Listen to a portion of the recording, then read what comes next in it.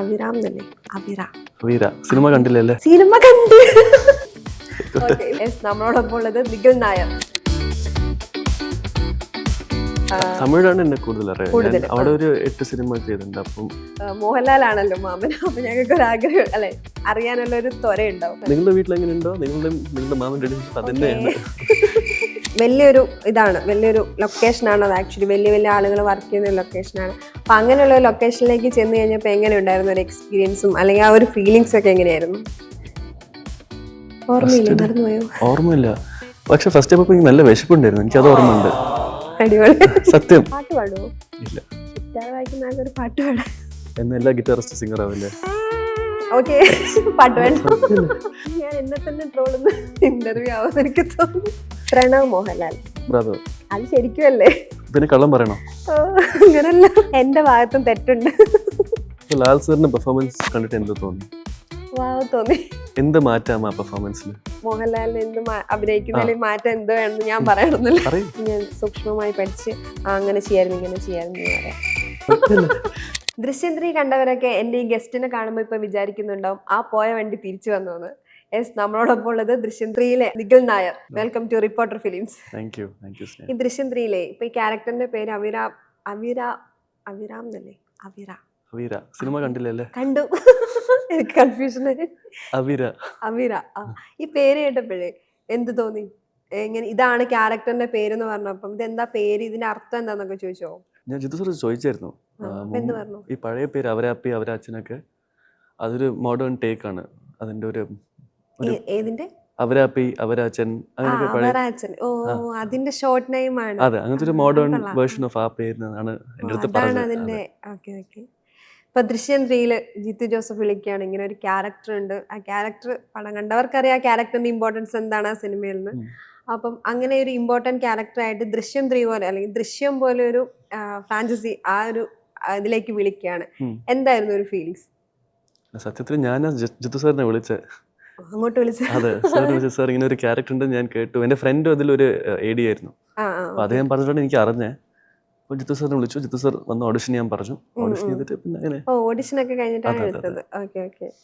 അപ്പം അങ്ങനെ ലൊക്കേഷനിലേക്ക് ചെന്ന് കഴിഞ്ഞപ്പോൾ ഒരു മലയാളം ഇപ്പം ലാലേട്ടൻ്റെ കൂടെ അല്ലെങ്കിൽ വലിയൊരു ഇതാണ്, വലിയൊരു ലൊക്കേഷനാണ് അത്. ആക്ച്വലി വലിയ വലിയ ആളുകൾ വർക്ക് ചെയ്യുന്ന ഒരു ലൊക്കേഷനാണ്. അപ്പം അങ്ങനെയുള്ള ഒരു ലൊക്കേഷനിലേക്ക് ചെന്ന് കഴിഞ്ഞപ്പോൾ എങ്ങനെ ഉണ്ടായിരുന്നു ഒരു എക്സ്പീരിയൻസും അല്ലെങ്കിൽ ആ ഒരു ഫീലിങ്സ് ഒക്കെ എങ്ങനെയായിരുന്നു?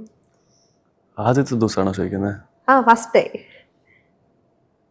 ഓർമ്മയില്ല, മറന്നുപോയോ? ഓർമ്മയില്ല. പക്ഷെ ഫസ്റ്റ് അപ്പൊ നല്ല വിശപ്പുണ്ടായിരുന്നു, എനിക്കത് ഓർമ്മയുണ്ട്. അടിപൊളി. സത്യം. ഫുഡ് കഴിക്കാതെയാണോ? ഞാൻ ലൊക്കേഷനിൽ വെയിറ്റ് ടെൻഷൻ കൊണ്ട് ഫുഡ് കഴിക്കാതെ പോയതാണോ? അല്ല, ഞാൻ എന്തുണ്ട്, ഞാൻ സെറ്റിൽ കഴിക്കാൻ പോയത്. അപ്പൊ അന്ന് നല്ല വിശപ്പുണ്ടായിരുന്നു, അത് ഓർമ്മയുണ്ട്. എന്നിട്ട് ഫുഡ് കഴിച്ചോ? കഴിച്ചിട്ടാണോ ഷോട്ടിലേക്ക് പോയത്? അതെ. ആണല്ലേ. അന്ന് ഫസ്റ്റ് ഷോട്ടിന്റെ ഒരു എക്സ്പീരിയൻസ് എങ്ങനെയുണ്ടായിരുന്നു ആദ്യത്തെ ടേക്ക് എടുക്കുമ്പോ? വേറൊരു സിനിമ ചെയ്യുന്ന പോലെ അത്രേ ഉള്ളൂ. ഓക്കെ. ഒരു ചോദിച്ചു വന്നത് കുറച്ച് ഇപ്പൊ നമ്മള് സിനിമയിൽ തുടങ്ങി വരുന്ന ഒരാളാണല്ലോ, ആ ഒരു രീതിയിൽ എങ്ങനെ ഉണ്ടായിരുന്നു എന്നുള്ളൊരു സെയിം എക്സ്പീരിയൻസ് ആണ്. പ്രത്യേകിച്ച് മാറ്റമൊന്നും വലിയ സിനിമ ചെറിയ സിനിമ അങ്ങനെ ഒന്നുമില്ല. നമ്മുടെ ക്യാരക്ടർ നന്നായിട്ട് ചെയ്യാം, അത്രേ സിനിമ തന്നെ ആയതുകൊണ്ട് അത്രേ ഉള്ളൂ. ഞാൻ അങ്ങനെ കാണുന്നത്. നല്ലൊരു അപ്രോച്ചാണ്. ഓക്കെ. ഇപ്പം സിനിമ ചെയ്തിട്ടുള്ള ഇപ്പം അജിത്തിന്റെ കൂടെയുള്ള സിനിമയാണെങ്കിലും അതുപോലെ ലാലേട്ടന്റെ കൂടെയുള്ള സിനിമയിലും വലിയ താരങ്ങളാണ്. ഈ 2 മൂവിയിലും ത്രൂ ഔട്ട് ക്യാരക്ടറും ഉണ്ടായിരുന്നു. അപ്പം ദൃശ്യത്തിൽ ത്രൂ ഔട്ട് ഇല്ല, അത് ചെറിയൊരു പോർഷനാണ്. കാണുമ്പോൾ നമുക്ക് അജിത് സാറിന്റെ സിനിമയില് നല്ല വലിയ ക്യാരക്ടർ. ദൃശ്യത്തില് നല്ല ക്യാരക്ടർ തന്നെയാണ്. സിനിമ കണ്ടിട്ടില്ലല്ലേ? സിനിമ കണ്ട്. സത്യമായിട്ട് ഞങ്ങൾ റിപ്പോർട്ടർ ഫിലിംസ് ആ ദൃശ്യത്തിന്റെ കോണ്ടസ്റ്റ് നടത്തി ഞങ്ങൾ ഒരു തിയേറ്റർ ഫുള്ളായിട്ട് എടുത്ത് ഞങ്ങൾ എല്ലാരും വരുന്ന സിനിമ ഉണ്ടത് സത്യമായിട്ടും കണ്ടു. ചോദിച്ചു, ആ ക്യാരക്ടർ ഭയങ്കര ഇമ്പോർട്ടന്റ് ആണല്ലോ, അതാ ഞാൻ ഉദ്ദേശിക്കുന്നത്. നമുക്ക് കുറെ നേരം നിൽക്കുന്നതിനേക്കാളും പക്ഷെ അതിനകത്ത് കുറെ ഉള്ളതുപോലെ എനിക്ക് ഫീൽ ചെയ്തു. ഉണ്ട്, കുറെ ഉണ്ട്. ഓക്കെ. ഈ 2 പേരുടെയും കൂടെ അഭിനയിച്ചപ്പോൾ എക്സ്പീരിയൻസ് എങ്ങനെയായിരുന്നു? അവർ 2 പേരും എക്സ്ട്രീംലി ഹാർഡ് വർക്കിംഗ് ആണ് ആസ് പീപ്പിൾ. ഇപ്പം അജിത് സാറിന് ഇഞ്ചുറി ഉണ്ടായിട്ടും ഹീൽ കം ഓൺ സെറ്റ്. ഇപ്പോൾ ലാൽ സാറും ഇപ്പോൾ ഇത്രയും സിനിമ ചെയ്തിട്ടും he'll come on set and give his 100%. ആ സാധനം കാണുമ്പോൾ അത് കുറെ പഠിക്കാനുണ്ട്. And very different actors as well.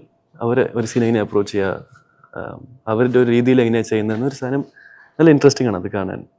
അത് കണ്ടുപിടിച്ചു. Yeah, yeah. ഇപ്പൊ ഈ ഹൃദയം പോലെയുള്ള സിനിമയിലൊക്കെ അഭിനയിച്ചിട്ടുണ്ടല്ലോ വിനീത് ശ്രീനിവാസൻ. ചെറിയൊരു റോൾ. ചെറിയ റോൾ. എനിക്ക് തോന്നുന്നു ആ സിനിമ നിങ്ങൾക്ക് ഒരു ഫാമിലി മൂവി പോലെ ആയിരിക്കും. പ്രണവുണ്ട്, അതുപോലെ തന്നെ വിനീത് ശ്രീനിവാസൻ, അവരൊക്കെ നേരത്തെ അറിയുന്ന ആളുകളാണല്ലോ. അപ്പൊ അങ്ങനെയുള്ള ഒരു സെറ്റില് വളരെ കൂളായിട്ട് നിന്ന് ചെയ്യാൻ പറ്റുന്നതും അല്ല ഇപ്പം അജിത്തിന്റെ ഒക്കെ സെറ്റിൽ പോകുമ്പോൾ ആ ഒരു ഡിഫറൻസ് ഉണ്ടല്ലോ. അപ്പൊ അതെങ്ങനെ ഉണ്ടായിരുന്നു? അല്ല, ഞാൻ വിനീത് ചേട്ടനെ ആദ്യം മീറ്റ് ചെയ്യണത് ഹൃദയത്തിന്റെ സെറ്റിലാണ്. മുമ്പ് മേ ബി ചെറുപ്പത്തിൽ കണ്ടിടോ, എനിക്ക് ഓർമ്മയില്ല.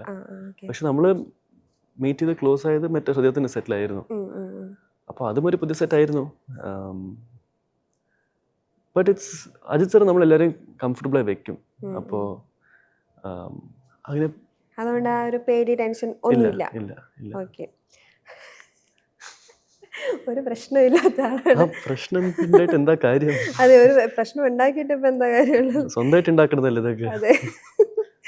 അതുപോലെ തന്നെ തമിഴില് നല്ലൊരു സിനിമ ചെയ്തു, അത്യാവശ്യം ഓഡിയൻസിനൊക്കെ അറിയുന്ന ഒരാളായി മാറി. ഇപ്പം മലയാളത്തിലേക്ക് വരുമ്പോൾ ദൃശ്യം പോലുള്ള സിനിമയിലൊക്കെ ക്യാരക്ടറിന്റെ പേര് പറഞ്ഞാൽ അല്ലെങ്കിൽ നിഖിലിനെ കണ്ടു കഴിയുമ്പോൾ എല്ലാവർക്കും മനസ്സിലായി ഇതവനാണല്ലോ എന്നുള്ളൊരു ഇത് വരും. അപ്പൊ ഈ രണ്ട് ഓഡിയൻസിന്റെ ഭാഗത്തു നിന്നുള്ള ഒരു റിയാക്ഷൻസ് ഒക്കെ ഇപ്പം പുറത്തൊക്കെ പോകുമ്പോഴാണെങ്കിലും അല്ലെങ്കിൽ സോഷ്യൽ മീഡിയ വഴിയൊക്കെ ഉള്ള റിയാക്ഷൻസ് എങ്ങനെയാണ്? തമിഴ് ഓഡിയൻസ് ആണോ കൂടുതലും, അല്ലെങ്കിൽ മലയാളത്തിൽ നിന്നുള്ള ഓഡിയൻസ് ആണോ കൂടുതലും?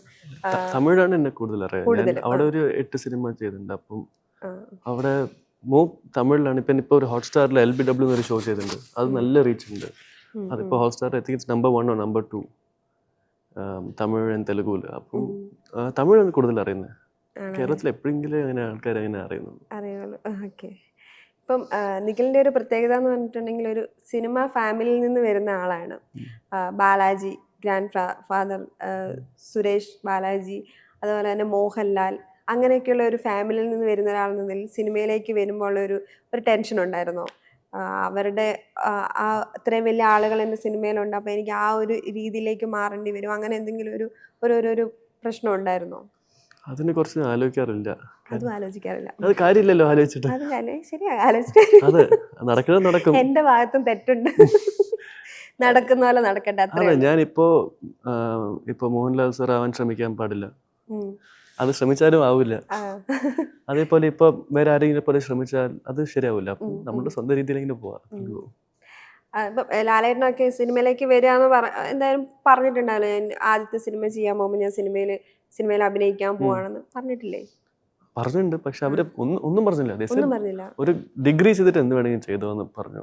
അത്രേ പറഞ്ഞോളൂ. ഞാനിപ്പോ ആർക്കിടെക്ചർ ചെയ്തു 5 വർഷം. VIT വെല്ലൂരിൽ പഠിച്ചു. ആർക്കിടെക്ചർ ചെയ്തിട്ട് പിന്നെയാണ് സിനിമയിലേക്ക് വന്നത്. ഓക്കെ. അതെ.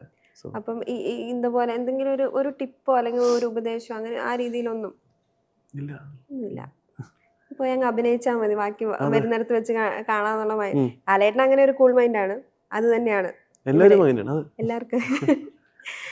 പ്രണവ് മോഹൻലാൽ, നിങ്ങളെല്ലാം ഒരു വീട്ടില് തന്നെയുള്ള ആളുകളാണ്. അപ്പം അദ്ദേഹം യാത്രകളാണ് മെയിനെങ്കിലും സിനിമയിലും അഭിനയിക്കുന്നുണ്ട്. അപ്പം പുള്ളിയോട് ഇങ്ങനെ പറഞ്ഞപ്പോൾ അടുത്ത സിനിമയിൽ അഭിനയിക്കാൻ അല്ലെങ്കിൽ ഏതെങ്കിലും ഒരു സിനിമയിൽ അഭിനയിക്കാൻ പോകുമ്പോൾ പറയുമോ, അല്ലെങ്കിൽ നിങ്ങൾ എന്തെങ്കിലും ഡിസ്കഷൻ ഒക്കെ ചെയ്യാറുണ്ടോ? നമ്മൾ ആക്ച്വലി വീട്ടിലെ സിനിമയെ പറ്റി അങ്ങനെ സംസാരിക്കാറില്ല. ഫാമിലി മാറ്റേഴ്സ് ഒക്കെ തന്നെയാണ് സംസാരിക്കാറ്. ഫാമിലി മാറ്റേഴ്സ് അങ്ങനെ വലിയിട്ടൊന്നും ഇല്ല സംസാരിക്കാൻ. വേറെ എന്തെങ്കിലും സംസാരിക്കാറ്. നിങ്ങൾ ഒരു ദിവസം വരും, വന്നിരിക്കുന്ന അങ്ങനെ പ്രത്യേകമായിട്ട് ഒന്ന്. ഇപ്പൊ ചിലപ്പോ പാട്ടിന്റെ കാര്യമായിരിക്കും. നമ്മളെല്ലാരും മ്യൂസിക്കായിട്ട് ഗിറ്റാറൊക്കെ പഠിക്കുന്നുണ്ടെന്നോ? ചെയ്യാറുണ്ട്. അപ്പൊ പാട്ടിന്റെ കാര്യമായിരിക്കും, ഇല്ലെങ്കിൽ വേറെ എന്തെങ്കിലും എവിടെയെങ്കിലും പോവാം, അങ്ങനെ എന്തെങ്കിലും ആയിരിക്കും. ഇവരൊക്കെ എങ്ങനെയാണ്? ഭയങ്കര ചിൽ വൈബായിട്ടുള്ള ആളുകളാണോ? വേറെന്ത് പറയാണ്? ആരെങ്കിലും ഇല്ലാന്ന് പറയോ? അല്ല, ആരെങ്കിലും ഇല്ലാന്ന് പറയോ? അതെ, സ്വന്തം വീട്ടിലെ സീരിയസ് ആയിട്ടുള്ള ആളുകൾ അവർ കുറച്ച് സീരിയസ് ആയിട്ടുള്ള ആളുകളാണ്, ഭയങ്കര ആ രീതിയിലുള്ള ആളുകളാണ്. അല്ല. ഓക്കെ, ഞാൻ കുറച്ച് ഫോട്ടോസ് കാണിച്ചു തരാം. അവരുമായിട്ടുള്ള ഒരു റിലേഷനോ അല്ലെങ്കിൽ ഈ പറഞ്ഞ ആളുകളൊക്കെ തന്നെയാണ്. ഇത് ഇൻസ്റ്റാഗ്രാമിൽ നിന്ന് എടുത്ത ഫോട്ടോസ്. അത് നല്ലൊരു മെമ്മറി അല്ലെങ്കിൽ നല്ലൊരു എന്തെങ്കിലും ഒരു കാര്യം, നിങ്ങൾ രണ്ടുപേരുടെ ഇടയിലുള്ള ഒരു നല്ല കാര്യം, ഓർമ്മയിലുള്ള എന്തെങ്കിലും ഒരു കാര്യം പറയും. നമ്മളെല്ലാരും ഒരു ബാലി ട്രിപ്പ് പോയി. അപ്പോൾ അതിൻ്റെ നല്ല ഫോൺ മെമ്മറീസ് ഉണ്ട്. ഇപ്പൊ റീസെന്റ് പോയതോ അതോ കുറച്ച് മുമ്പ്. കുറച്ച് മുമ്പ്? ഇത് മാത്രമേ ഉള്ളൂ? വേറെ എന്തെങ്കിലും ചൈൽഡ്ഹുഡ് മെമ്മറീസ് എന്തെങ്കിലും ഉണ്ടാവുമല്ലോ? നിങ്ങളെല്ലാം ഒരു വീട്ടിലായിരുന്നല്ലോ. അയ്യോ, ഓർത്തൊക്കെ എന്തെങ്കിലും ഉണ്ടാവും, നോട്ടി ആയിട്ടുള്ള എന്തെങ്കിലും കാര്യം, അതൊന്നും പറയാൻ പറ്റില്ല. അല്ലെങ്കിൽ തല്ലുകൂടിയിട്ടുള്ള എന്തെങ്കിലും കാര്യം. കുറേ തല്ലൊക്കെ കൂടിയിട്ട് എല്ലാവരും തല്ലുകൂടിയുണ്ട്. ആരാ ഏറ്റവും കൂടുതൽ തല്ലുകൂടുന്നത്? നിഖിൽ അങ്ങടാണോ? ഞാനും അപ്പുചേട്ടനായിരിക്കും. ആണല്ലേ? എന്തിനാ നിങ്ങൾ ഏറ്റവും കൂടുതൽ ചുമ്മാ വെറുതെ ടോയ്സിനൊക്കെ വേണ്ടിട്ട് അങ്ങനെയൊക്കെയാണോ? ടോയ്സോ? എൻ്റെ കാട്ടിലും 8-10 വർഷം മൂന്നുണ്ട്. നമ്മൾ ഒരുമിച്ച് ടോയ്സ് വെച്ച് കളിക്കാനോ? എത്ര വയസ്സുണ്ടെന്ന് ഞാൻ ചോദിക്കാൻ വിട്ടു. ഞാൻ എന്നെ തന്നെ ട്രോളുന്ന ഇന്റർവ്യൂ ആവുമെന്ന് എനിക്ക് തോന്നുന്നു. ഓക്കെ, ഇത് നിങ്ങള് ചൈൽഡ്ഹുഡുള്ള കോട്ടയാ? ആരുടെ ബർത്ത്ഡേ സെലിബ്രേഷൻ ആണെന്ന് തോന്നുന്നു. ആരുടെ ബർത്ത്ഡേ സെലിബ്രേഷനാ? ആരാന്ന് എനിക്ക് മനസ്സിലായി. നമ്മുടെ ഇന്നൊരു കസിൻ ആരാധന എന്ന് ഒരു കസിൻ, അദ്ദേഹത്തിന്റെ ഈ കസിൻസ് ഇതൊക്കെയാണ് നിങ്ങൾ എല്ലാവരും ആണോ ഒരു വീട്ടിലാന്ന് പറഞ്ഞത്? എല്ലാവരും ഒരു വീട്ടിലായിരിക്കും മോസ്റ്റ്ലി. പക്ഷെ ഇപ്പൊ എല്ലാവരും ട്രാവൽ ചെയ്യുന്നു, അവര് സ്വന്തം കാര്യങ്ങൾ ചെയ്യുന്നു. അപ്പൊ ആരുണ്ട് ആ സമയത്ത് അവരുണ്ടോ? ഈ എല്ലാ കസിൻസും കൂടെയുള്ള എന്തെങ്കിലും മെമ്മറി ഉണ്ടോ? എല്ലാരും, ഒരാളെ പറയുന്നില്ല, എല്ലാരും കൂടെയുള്ള. നമ്മളെല്ലാവരും സൺഡേ ലഞ്ച് എന്നൊരു സാധനമുണ്ട് നമ്മുടെ ഫാമിലിയിൽ. അപ്പോൾ എവറി സൺഡേ നമ്മളെല്ലാവരും ഒരു വീട്ടിൽ കൂടി ഇങ്ങനെ ലഞ്ച് കഴിക്കുന്നത്, എല്ലാവരും അവിടെ ഉണ്ടാവണം. അപ്പോൾ അത് നല്ല മെമ്മറീസ് ആണ് ചെറുപ്പം തൊട്ട്.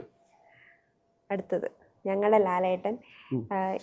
ഞാൻ ശരിക്കും ലാലേട്ടൻ്റെ റിലേറ്റീവ് ആണെന്ന് ഞാൻ അറിയുന്നത് ബർത്ത്ഡേ ടൈമിൽ ഹാപ്പി ബർത്ത്ഡേ ലാലു മാമ എന്ന് പറഞ്ഞിട്ട് ഒരു പോസ്റ്റ് ഉണ്ട്. അപ്പോഴാണ് നമ്മളൊക്കെ ലാലേട്ട അല്ലെങ്കിൽ മോഹൻലാൽ എന്നൊക്കെ പറഞ്ഞിട്ട് ആരാണ് ഈ ലാലുമാമ എന്ന് പറഞ്ഞത്? അങ്ങനെ അന്വേഷിച്ച് പോയപ്പോഴാണ് നിങ്ങൾ തമ്മിലുള്ള റിലേഷൻ മനസ്സിലായത്. ഒരു നല്ലൊരു എക്സ്പീരിയൻസ് ലാലേട്ടനോട്.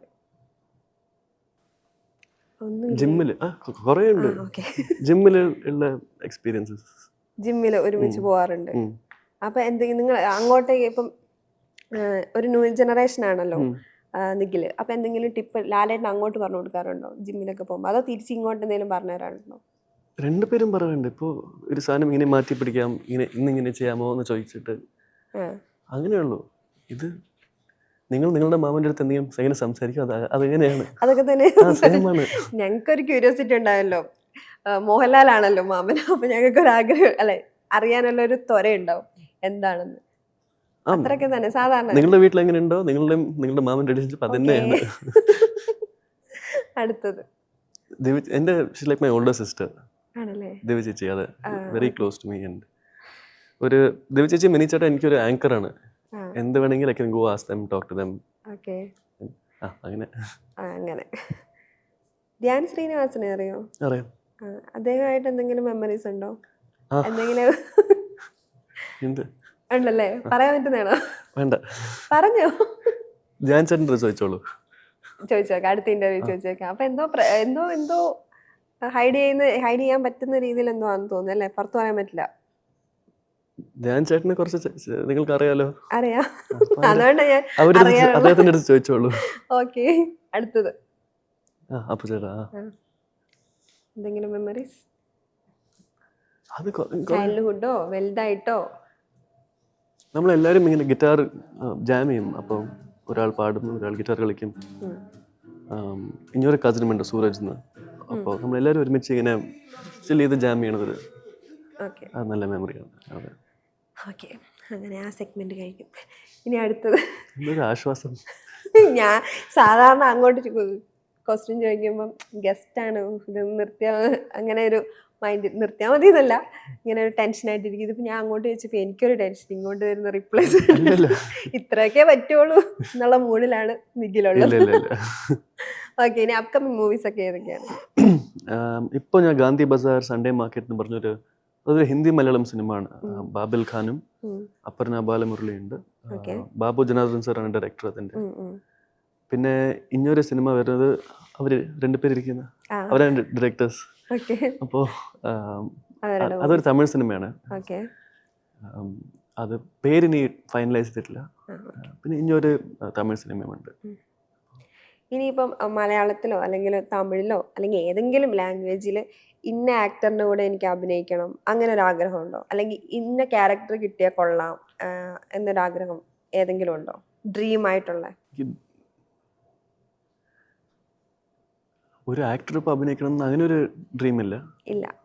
നല്ല സിനിമകളുടെ ഒരു ഭാഗമാണ്, അത്രേ ഉള്ളൂ. ഞാൻ അങ്ങനെ ഒരു ആക്ടറോ ഒരു ക്യാരക്ടർ കിട്ടണം എന്ന്. ഇപ്പൊ ചില ക്യാരക്ടേഴ്സ് ഒക്കെ നമുക്ക് കാണുമ്പോൾ തോന്നൂലേ, ഓ ആ ക്യാരക്ടർ കിട്ടിയാൽ ചെയ്യായിരുന്നു, അങ്ങനെ എന്തെങ്കിലും ഒരു?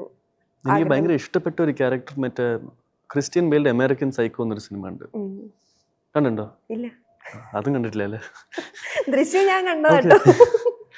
ദൃശ്യം 3 ഞാൻ കണ്ടു. ആ ക്യാരക്ടർ എനിക്ക് ഭയങ്കര ഇൻട്രസ്റ്റിംഗ് തോന്നിയായിരുന്നു. അതെ, അങ്ങനത്തെ ഒരു ക്യാരക്ടർ ചെയ്യാനാണ് ആഗ്രഹം. ഓക്കെ, ഇനിയൊരു റാപ്പിഡ് ഫയറിലേക്ക് പോകാം. റെഡി? ഞാൻ കുറച്ച് ആളുകളുടെ പേര് പറയാം, അവരെ കുറിച്ച് 1 വേർഡ് ഓർ 1 സെന്റൻസ് അങ്ങനെ പറയണം. റെഡി അല്ലേ? Mohanlal. Family. Mammootty. Respect. Ajith. Mentor. Pranav Mohanlal. Brother. അത് ശരിക്കും അല്ലേ? പിന്നെ കള്ളം പറയണോ? അങ്ങനല്ല, ശരിക്കും ബ്രദർ ആണല്ലോ. അദ്ദേഹത്തിന്റെ ക്യാരക്ടറിനെ കുറിച്ച് അല്ലെങ്കിൽ എന്തെങ്കിലും. Love, lot of love. Okay. Suchitra Mohanlal. Second mother. Okay. ഒരു ഇൻസ്പയർഡ് ആയിട്ടുള്ള ഒരു ആക്ടേഴ്സ് ആരെങ്കിലും ഉണ്ടെങ്കിൽ ഇപ്പൊ പറഞ്ഞ. മോഹൻലാൽ. മോഹൻലാൽ. ഓക്കെ. ലേറ്റസ്റ്റ് ആയിട്ട് തന്നെ ഏതെങ്കിലും ഒരു പെർഫോമൻസ് ലൈക്ക് സിനിമ, സീരീസ് അല്ലെങ്കിൽ ഏതെങ്കിലും ഒരു ക്യാരക്ടർ കണ്ടിട്ട് ഭയങ്കര ഇഷ്ടം തോന്നിയിട്ടുള്ള? ജോർജ് കുട്ടി. ജോർജ് കുട്ടി. ഓക്കെ. ദൃശ്യം 3 മോഹൻലാലിന്റെ പെർഫോമൻസ് കണ്ടപ്പം തോന്നിയൊരു, സിനിമ കണ്ടു കഴിഞ്ഞപ്പം തോന്നിയ ഒരു കാര്യം, ഒറ്റ വാക്ക്? എല്ലാവർക്കും തോന്നിയ സെയിം ആണ്. Wow. Okay. Top 3 theatre experience. Why അതും കൂടെ പറഞ്ഞു. ലൂസിഫർ. റീസെന്റ് ആണോ പറയണ്ടേ? റീസെന്റോ മൈൻഡിൽ വരുന്ന, പെട്ടെന്ന് വരുന്ന? എനിക്ക് മാസ് ഫിലിംസ് ഭയങ്കര ഇഷ്ടമാണ്. അപ്പോൾ ആണല്ലേ? ഓക്കെ. പേട്ട, ലൂസിഫർ, രാജീവ് സാറിന്റെ ഏത് സിനിമ വന്നാലും എല്ലാം ഇഷ്ടമാണ്. അങ്ങനത്തെ ക്യാരക്ടേഴ്സ് ഒക്കെ ചെയ്യാൻ താല്പര്യമുണ്ടോ? ഓ പിന്നെ ആഗ്രഹമുണ്ട്. ആഗ്രഹമുണ്ട്. അതാ ഞാൻ നേരത്തെ ചോദിച്ചേ, എന്തെങ്കിലും ആഗ്രഹമുണ്ടോ? ഇപ്പൊ ചോദിക്കുമ്പോ ഞാൻ അതിനെ കുറിച്ച് ഞാൻ ആലോചിക്കാറില്ല, ഇങ്ങനെ ചോദിക്കുമ്പോ ആഗ്രഹമുണ്ട്. അത് ആഗ്രഹമുണ്ട്. ഓക്കെ. പാട്ട് പാടുവോ? ഇല്ല. ഗിറ്റാർ വായിക്കുന്ന ആൾക്കാർ പാട്ട് പാടാം. എന്നാ എല്ലാ ഗിറ്റാറിസ്റ്റ് സിംഗർ ആവില്ലേ? ഓക്കെ, പാട്ട് വേണ്ട. ഇന്റർവ്യൂ വേറെ മൂഡിലാവും. ഓക്കെ, ഇനി എന്നോട് എന്തെങ്കിലും ചോദിക്കാനുണ്ടോ? ഈ ചോദ്യമൊക്കെ ആരാ എഴുതിയ? ചോദ്യമൊക്കെ ഞാൻ തന്നെ എഴുതിയത്. വേറെന്തെങ്കിലും ചോദിക്കണോ? ഇപ്പൊ ദൃശ്യം കണ്ടിട്ട് എന്ത് തോന്നി? ഞാൻ അങ്ങോട്ട് ക്വസ്റ്റ്യൻ ദൃശ്യം കണ്ടിട്ട് എനിക്ക് ഇപ്പൊ ലാൽ സാറിന്റെ പെർഫോമൻസ് കണ്ടിട്ട് എന്ത് തോന്നി? വാവ് തോന്നി.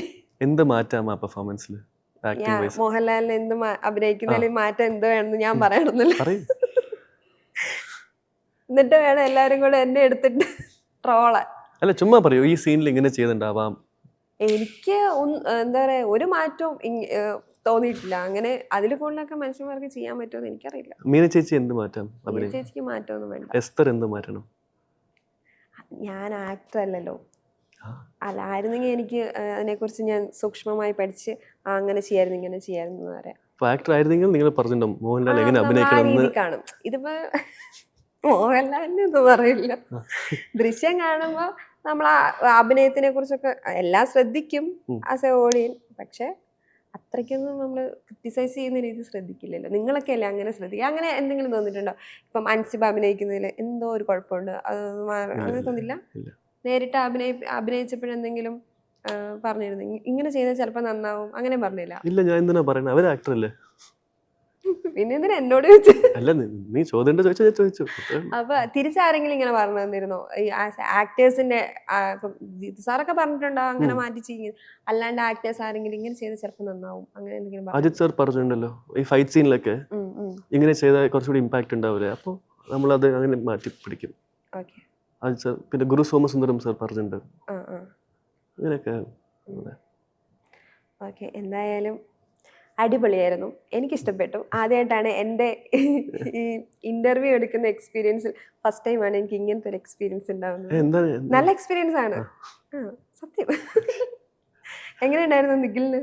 വളരെ നന്നായിരുന്നു. വളരെ നന്നായിരുന്നു ശരിക്കും. ശരിക്കും. Okay, thank you so much. Doubt ഉണ്ടോ? ഇല്ല, ബാക്കി പറയുന്ന പോലെ തോന്നുന്നുണ്ടോ? ഇല്ലല്ലേ, കറക്റ്റ് അല്ലേ? ഓക്കെ, എന്തായാലും എനിക്ക് നന്നായിരുന്നു.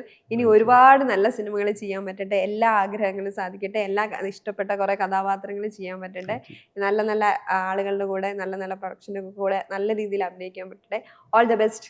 Thank you sir, thank you so much.